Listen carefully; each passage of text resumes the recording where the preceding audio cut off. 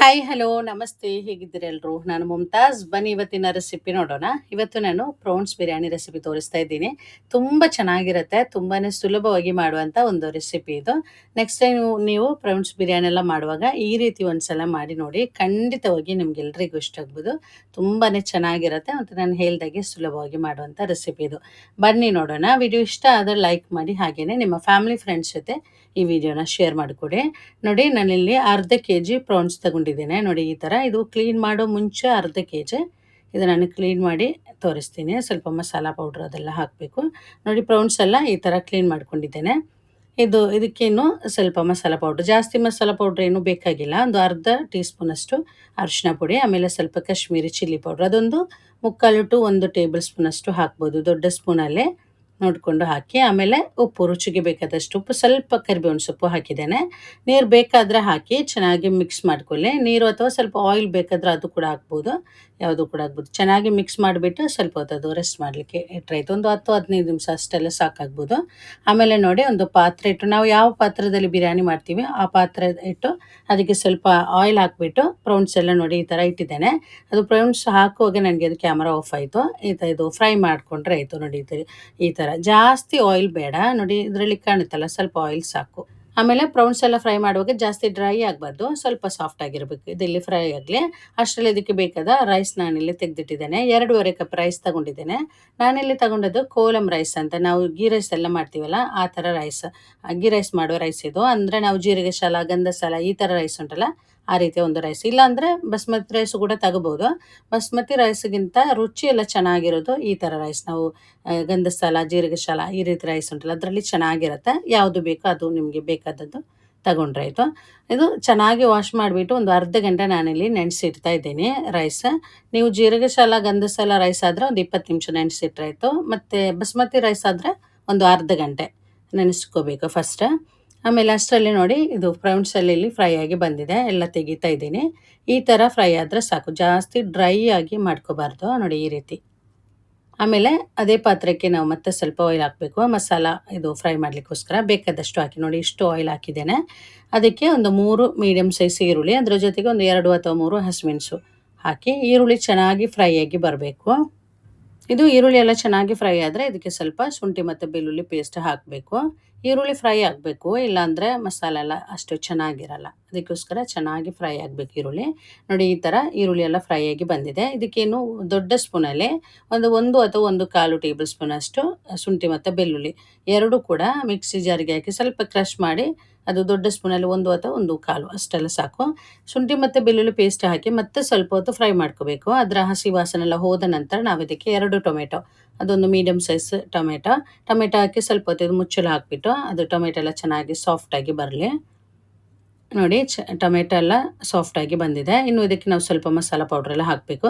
ಸ್ವಲ್ಪ ಅರಿಶಿನ ಪುಡಿ ಹಾಕ್ತಾಯಿದ್ದೀನಿ. ಆಮೇಲೆ ಒಂದು ಅರ್ಧ ಟು 3/4 ಟೀ ಸ್ಪೂನಷ್ಟು ಗರಂ ಮಸಾಲ ಹಾಕ್ತಾಯಿದ್ದೀನಿ. ಮತ್ತು ಇದು ಸೋಂಪು ಪುಡಿ ಅದು ಒಂದು ಅರ್ಧ ಟೀ ಸ್ಪೂನಷ್ಟು. ಆಮೇಲೆ ಬಿರಿಯಾನಿ ಮಸಾಲ ಏನಾದರೂ ನಮ್ಮ ಕೈಯಲ್ಲಿದ್ದರೆ ಅದು ಸ್ವಲ್ಪ ಹಾಕಿ. ಅದು ನಾನಿವಾಗ ಬಿರಿಯಾನಿ ಮಸಾಲ ಹಾಕಿದ್ದೆ, ಈಸ್ಟರ್ನ್ ಬಿರಿಯಾನಿ ಮಸಾಲ ಬರುತ್ತಲ್ಲ ಅದು ಸ್ವಲ್ಪ ಹಾಕಿದ್ದೇನೆ. ಅದರ ಜೊತೆಗೆ ಸ್ವಲ್ಪ ಚಿಲ್ಲಿ ಪೌಡ್ರ್, ಆಮೇಲೆ ಉಪ್ಪು, ರುಚಿಗೆ ಬೇಕಾದಷ್ಟು ಉಪ್ಪು. ಅದು ಚಿಲ್ಲಿ ಪೌಡ್ರೆಲ್ಲ ಜಾಸ್ತಿ ಬೇಡ, ನಿಮಗೆ ಕಾಣುತ್ತಲ್ಲ ಇಷ್ಟು ಹಾಕಿದ್ದೇನೆ, ಜಾಸ್ತಿ ಬೇಕಂತಿಲ್ಲ. ಅದು ಹಾಕಿ ಮತ್ತೆ ಸ್ವಲ್ಪ ಹೊತ್ತೆಲ್ಲ ಫ್ರೈ ಮಾಡಿಕೊಂಡು ಸ್ವಲ್ಪ ಹೊತ್ತು ಮಿಕ್ಸ್ ಮಾಡಿ, ಆಮೇಲೆ ಒಂದು ಅರ್ಧ ನಿಂಬೆ ರಸ ಕೂಡ ಹಾಕ್ತಾಯಿದ್ದೀನಿ. ಜೊತೆಗೆ ಸ್ವಲ್ಪ ಇದು ಕೊತ್ತಂಬರಿ ಸೊಪ್ಪು, ಪುದೀನ ಇದ್ದರೆ ಸ್ವಲ್ಪ ಹಾಕಿ. ನಾನಿವಾಗ ಪುದೀನ ಹಾಕಿಲ್ಲ, ಅದು ಇದ್ದರೆ ಜಾಸ್ತಿ ಬೇಡ, ಸ್ವಲ್ಪ ಸ್ವಲ್ಪ ಸಾಕು. ಪುದೀನ, ಕೊತ್ತಂಬರಿ ಸೊಪ್ಪೆಲ್ಲ ಜಾಸ್ತಿ ಬೇಕಂತಿಲ್ಲ. ಅದು ಹಾಕಿ ಮಿಕ್ಸ್ ಮಾಡಿಬಿಟ್ಟು ಆಮೇಲೆ ಫ್ರೈ ಮಾಡಿಟ್ಟಿದ್ದ ಇದು ಪ್ರೌನ್ಸ್ ಉಂಟಲ್ಲ ಅದು ನಾನಿಲ್ಲಿ ಅರ್ಧ ಭಾಗದಷ್ಟು ಹಾಕ್ತಾಯಿದ್ದೀನಿ. ನಿಮಗೆ ಬೇಕಾದರೆ ಫುಲ್ ಅದಕ್ಕೆ ಹಾಕ್ಬೋದು. ನಾನು ಸ್ವಲ್ಪ ಮೇಲ್ಗಡೆ ಇಡ್ಲಿಕ್ಕೋಸ್ಕರ ಅರ್ಧ ತೆಗೆದಿಟ್ಟಿದ್ದೇನೆ, ಅರ್ಧ ಹಾಕಿದ್ದೇನೆ. ಇಲ್ಲಾಂದರೆ ಎಲ್ಲ ಅದಕ್ಕೆ ಹಾಕೋದಾದ್ರೆ ಹಾಕ್ಬೋದು. ಆಮೇಲೆ ಒಂದು ಸಲ ಮಿಕ್ಸ್ ಮಾಡಿಬಿಟ್ಟು ನಾವು ನೆನೆಸಿಟ್ಟ ರೈಸ್ ಉಂಟಲ್ಲ ಅದು ನೀರಿಲ್ಲದೇ ಇದಕ್ಕೆ ಹಾಕಿದ್ದೇನೆ. ಅರ್ಧ ಗಂಟೆ ನೆನೆಸಿಟ್ಟ ರೈಸ್ ಇದು. ಆಮೇಲೆ ಅದಕ್ಕೆ ಬೇಕಾದ ನೀರು ನಾನಿಲ್ಲಿ 2.5 ಕಪ್ ರೈಸ್ ತಗೊಂಡಿದ್ದೇನೆ. ಅದಕ್ಕೆ ನಾವು ಜೀರಿಗೆ ಗಂಧಸಾಲ ರೈಸ್ ಎಲ್ಲ ಆದರೆ 1.5 ಕಪ್ ನೀರು ಸಾಕಾಗ್ಬೋದು. ಬಸ್ಮತಿ ರೈಸ್ ಆದರೂ ಅಷ್ಟೇ ಸಾಕಾಗ್ಬೋದು, ಜಾಸ್ತಿ ಬೇಕಂತಿಲ್ಲ. ಜಾಸ್ತಿ ಬೇಕಾದರೆ ಒಂದು ಸ್ವಲ್ಪ ಬೇಕಾದರೆ ಜಾಸ್ತಿ ಹಾಕ್ಬೋದು ಬಸ್ಮತಿ ರೈಸ್ ಆದರೆ. ಇಲ್ಲಾಂದರೆ ಒಂದಕ್ಕೆ 1.5 ಕಪ್ ನೀರೇ ಸಾಕಾಗುತ್ತೆ. ಇದಕ್ಕೆ ಸ್ವಲ್ಪ ನೀರು ಜಾಸ್ತಿ. ನಾನಿಲ್ಲಿ 2.5 ಕಪ್ಪಿಗೆ 4 ಕಪ್ಪಿನಷ್ಟು ನೀರು ಹಾಕ್ತಾ ಇದ್ದೀನಿ. ಅದು ಬಿಸಿನೀರು ಹಾಕಬೇಕು. ಚೆನ್ನಾಗಿ ಬಿಸಿಯಾದ ನೀರು ಹಾಕಿದ್ರೆ ಆಯಿತು. ನೀರು ಹಾಕಿದ್ದೇನೆ. ಆಮೇಲೆ ಉಪ್ಪು ಬೇಕಾದಷ್ಟು ರುಚಿ ಎಲ್ಲ ನೋಡ್ಕೊಳ್ಳಿ. ಈ ಟೈಮಲ್ಲಿ ನಾವು ರುಚಿ ನೋಡುವಾಗ ಸ್ವಲ್ಪ ಉಪ್ಪು ಜಾಸ್ತಿ ಇರಬೇಕು. ಆವಾಗ ರೈಸ್ ಎಲ್ಲ ಕುಕ್ ಆಗಿ ಬರುವಾಗ ಕರೆಕ್ಟಾಗಿರುತ್ತೆ. ಸ್ವಲ್ಪ ಜಾಸ್ತಿ ಅನಿಸ್ಬೇಕು ನಮಗೆ. ಮುಚ್ಚಳ ಹಾಕ್ಬಿಟ್ಟು ನೀರು ಸ್ವಲ್ಪ ಬತ್ತಿ ಬರಲಿ. ಹೈ ಫ್ಲೇಮಲ್ಲೇ ಇಟ್ಕೊಂಡ್ರಾಯ್ತು. ಇದು ಬೇಗನೆ ಆಗುತ್ತೆ, ಜಾಸ್ತಿ ಟೈಮ್ ಬೇಕಾಗಿಲ್ಲ. ನೋಡಿ, ಒಂದ್ಸಲ ಮಧ್ಯದಲ್ಲಿ ಒಂದ್ಸಲ ಈ ಥರ ಓಪನ್ ಮಾಡಿಬಿಟ್ಟು ಚೆನ್ನಾಗಿ ಮಿಕ್ಸ್ ಮಾಡ್ಕೋಬೇಕು. ಸ್ವಲ್ಪ ನೀರು ಇದರಲ್ಲಿ ಇಷ್ಟು ನೀರು ಉಂಟಲ್ಲ, ಇನ್ನು ಸ್ವಲ್ಪ ಬತ್ತಿ ಬರಬೇಕು. ಮತ್ತೆ ಮುಚ್ಚಳ ಹಾಕಿ ಹೈ ಫ್ಲೇಮಲ್ಲೇ, ಈ ಟೈಮಲ್ಲಿ ಹೈ ಫ್ಲೇಮಲ್ಲೇ ಇಟ್ಟರಾಯಿತು. ನೋಡಿ, ನೀರೆಲ್ಲ ಸ್ವಲ್ಪ ಬತ್ತಿ ಬಂದಿದೆ. ಕಾಣುತ್ತಲ್ಲ ರೈಸ್ ಎಲ್ಲ ಎಷ್ಟು ಲೂಸಾಗಿ ಉಂಟಂತೆ. ಈ ರೀತಿಯಾಗಿ ಬರಬೇಕು.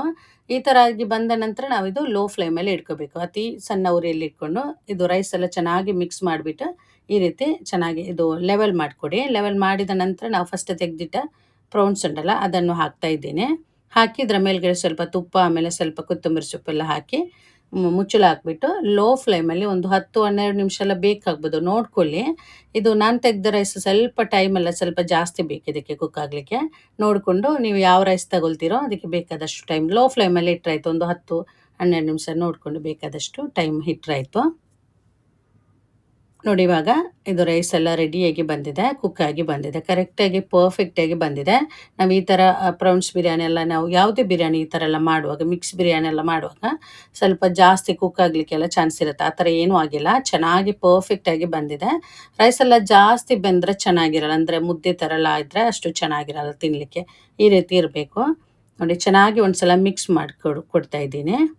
ಆಮೇಲೆ ನೋಡಿ, ಇದಕ್ಕೆ ನಾನು ಬಿರಿಯಾನಿ ಮಸಾಲ ಹಾಕಿದ್ದೇನಲ್ಲ, ಅದು ನಿಮ್ಮ ಕೈಲಿ ಇದ್ದರೆ ಹಾಕಿದ್ರಾಯ್ತು, ಇಲ್ಲ ಅಂದರೆ ಪರವಾಗಿಲ್ಲ. ಅದರ ಬದಲಿಗೆ ನಮಗೆ ಸ್ವಲ್ಪ ಗರಂ ಮಸಾಲ ಏನು ಸ್ವಲ್ಪ ಜಾಸ್ತಿ ಹಾಕಿದ್ರಾಯ್ತು. ಅದು home made garam masala recipe ಬೇಕಾದರೆ ಮುಂಚೆ ನಾನು ವಿಡಿಯೋ ಅಪ್ಲೋಡ್ ಮಾಡಿದ್ದೀನಿ. ಅದರ ಲಿಂಕ್ ಕಮೆಂಟ್ ಬಾಕ್ಸಲ್ಲಿ ಪಿನ್ ಮಾಡಿರ್ತೀನಿ, ಅದು ಬೇಕಾದರೆ ನೋಡಿ ನೀವು. ಸೇಮ್ ಗರಂ ಮಸಾಲ, ನಾನು ಎಲ್ಲದಕ್ಕೂ ಅದೇ ಗರಂ ಮಸಾಲ ಯೂಸ್ ಮಾಡೋದು. ನೋಡಿದ್ರಲ್ಲ, ಇವತ್ತಿನ ನಮ್ಮ ಪ್ರೌನ್ಸ್ ಬಿರಿಯಾನಿ ಅಥವಾ ಸಿಗಡಿ ಬಿರಿಯಾನಿಲಿ ರೆಡಿಯಾಗಿದೆ. ಎಷ್ಟು ಸುಲಭವಾಗಿ ಮಾಡಿದ್ದೇವೆ ಅಂತ ನೋಡಿದ್ರಲ್ಲ, ತುಂಬಾ ಸುಲಭ ಮಾಡಲಿಕ್ಕೆ. ಆಮೇಲೆ ತುಂಬ ಚೆನ್ನಾಗಿರುತ್ತೆ ಇದು. ನೀವು ಒಂದು ಸಲ ಮಾಡಿ ನೋಡಿ, ಖಂಡಿತವಾಗಿ ನೀವು ಮತ್ತೆ ಮತ್ತೆ ಮಾಡ್ತೀರಾ. ತುಂಬಾ ಚೆನ್ನಾಗಿರುತ್ತೆ. ಇದರ ಸೈಡಾಗಿ ನಾನಿಲ್ಲಿ ಮೊಸರು ಮತ್ತು ಈರುಳ್ಳಿ ಹಾಕಿ ಅದು ಕಚ್ಚುಮರ ಆ ಥರ ಮಾಡಿದ್ದೇನೆ. ಬೇರೆ ಏನೂ ಬೇಕಾಗಿಲ್ಲ, ಬಿಸಿ ಬಿಸಿ ತಿನ್ನಲಿಕ್ಕೆ ತುಂಬ ಚೆನ್ನಾಗಿರುತ್ತೆ. ಮಾಡಿ ನೋಡಿ, ನಿಮಗೆಲ್ರಿಗೂ ಇಷ್ಟ ಆಗ್ಬೋದು. ಇವತ್ತಿನ ರೆಸಿಪಿ ನಿಮ್ಗೆ ಇಷ್ಟ ಆದರೆ ದಯವಿಟ್ಟು ನನ್ನ ಚಾನೆಲ್ ಸಬ್ಸ್ಕ್ರೈಬ್ ಮಾಡ್ಕೊಳ್ಳಿ. ಹಾಗೆಯೇ ಲೈಕ್ ಮಾಡಿ, ನಿಮ್ಮ ಅಭಿಪ್ರಾಯ ಕಮೆಂಟ್ ಮೂಲಕ ತಿಳಿಸಿ. ಮತ್ತು ನಿಮ್ಮ ಫ್ಯಾಮಿಲಿ ಫ್ರೆಂಡ್ಸ್ ಜೊತೆ ವಿಡಿಯೋನ ಶೇರ್ ಮಾಡಿಕೊಡಿ. ಇನ್ನೊಂದು ಒಳ್ಳೆ ರೆಸಿಪಿಯೊಂದಿಗೆ ಮತ್ತೆ ಸಿಗ್ತೀನಿ. Thank you.